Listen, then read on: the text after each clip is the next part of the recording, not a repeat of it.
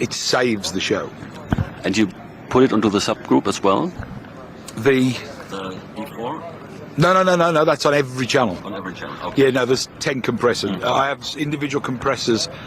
I can't do it on the group. As much as I would love to just have a stereo compressor on the group, being a time-saving kind of guy, I just can't go there. And I wouldn't want to turn the vocal mics on and off gating-wise like that, because it would all be all of them open all at once. Yeah. And that's what I'm trying to avoid, really.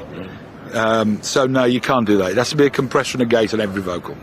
And so, at how many channels are you looking then when you're mixing Metallica? I don't know. 2 kicks, 3 snare, 2 tops on the 2 top snare mics in an XY axis thing to give me more energy. Condenser on the snare bottom, which is an Earthworks SR25. Hi-hat SR25. So what's that? That's 5, 6, 4 toms. 10, 6 overheads, 16. Yeah, 2 bass, a JC120 Roland Jazz Chorus combo mic'd in stereo, so that's 2. That's fantastic. Yeah. We've been using that for years. It's in an enclosure as well? That's in an enclosure as well, absolutely. I'm not having any mics on stage. There don't no mics around the place. They might knock them over. No problem. And then with James we have 2 more isolation chambers.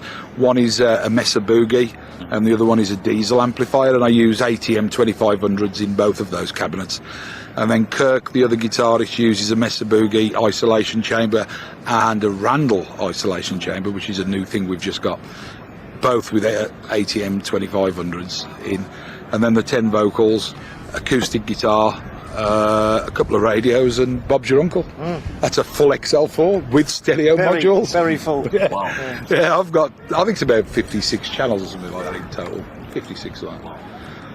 And since the early days, you do record the live shows, and now for a couple of years already you sell them online as well. So how do Not me personally, as much as it would be nice. Yeah, that's done by. How is that done? So all the we will be fed to Pro Tools. Pro Tools. Yeah, that's on stage. When the splitter happens, when the microphone comes in, it's split 3 ways.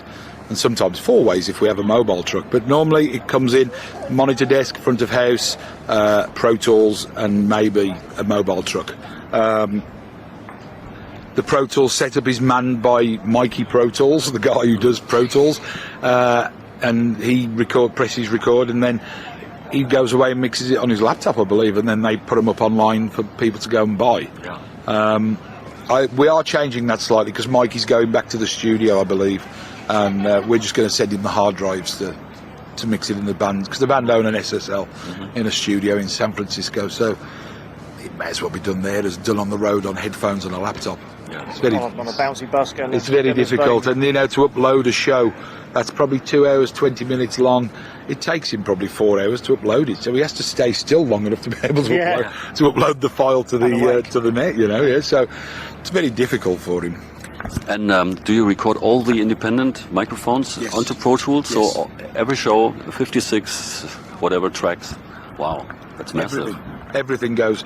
They even have another Pro Tools set up in the tuning room, so if they have any ideas what they want to capture, they'll record in there as well. They have a lot of Pro Tools gear. Wow. Actually, how's the new record coming out? You'd have to ask them that, as I haven't actually heard it. I've been told I can hear it if I want to hear it, or hear parts of what's been done. It's just we haven't actually had time to do anything. I believe that they're going to play it to some people here today, to some journalists and stuff, or some of it. It's not finished, but I guess it must be getting close.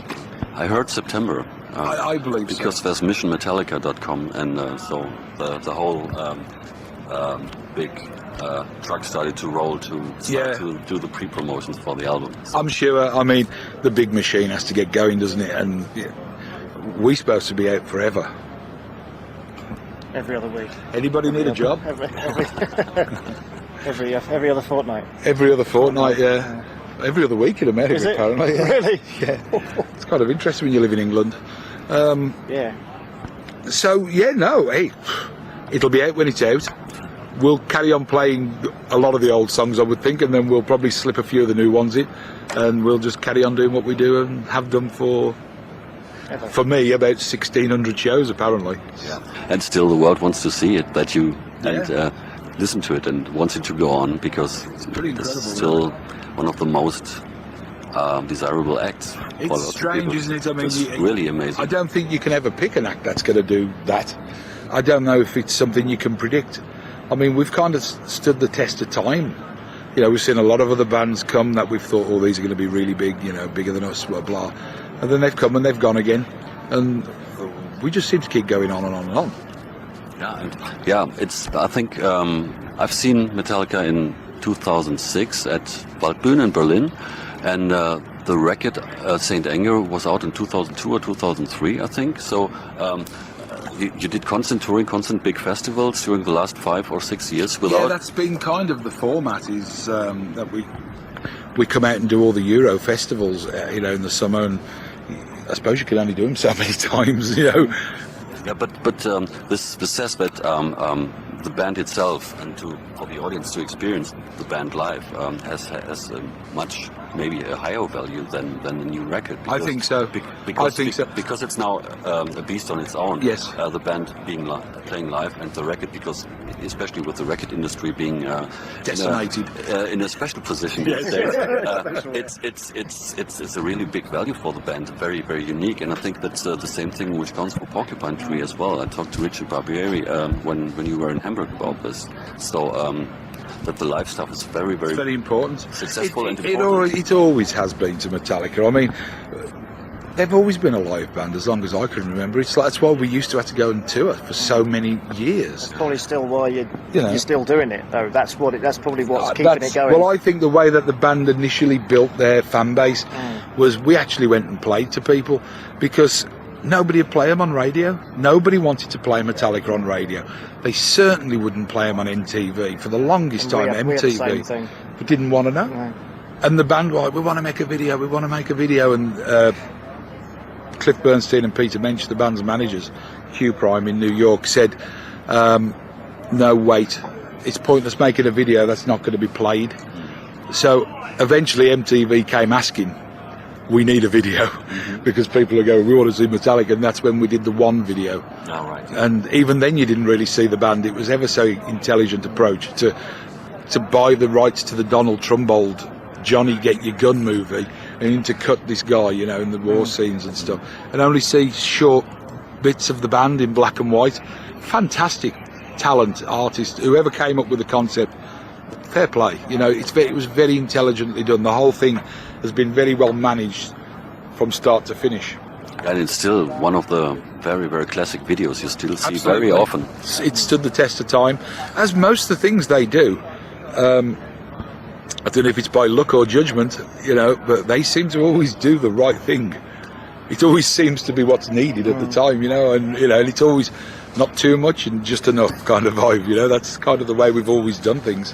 Even with some kind of monster. So I've seen the movie as well, and I thought when I heard of it, whoa, that's a very, very bold move. Yes. That's you must be really with yourself and amongst each others to do something like this, to let the world show. Look inside. Yeah, look inside. So it was. There was. It was great. I don't think there was any holes barred in that movie. I think everybody saw what went on behind the scenes. Probably shocked a lot of people, I would think. Shocked and probably disappointed some. Probably, I don't know. Well, I mean, I thought it was just, wow, there it is laid out in black and white kind of thing, or colour. Widescreen. Widescreen, the story kind of vibe. But no, you're right, quite brave to do something like that. And the ending then, after all these struggles and stuff, when they went on stage, just before, I don't know which festival it was, but it was a huge crowd, and you could see them backstage, and then after all this period coming up, and then again play live and have the audience there, and that's what's going to happen here as well. There.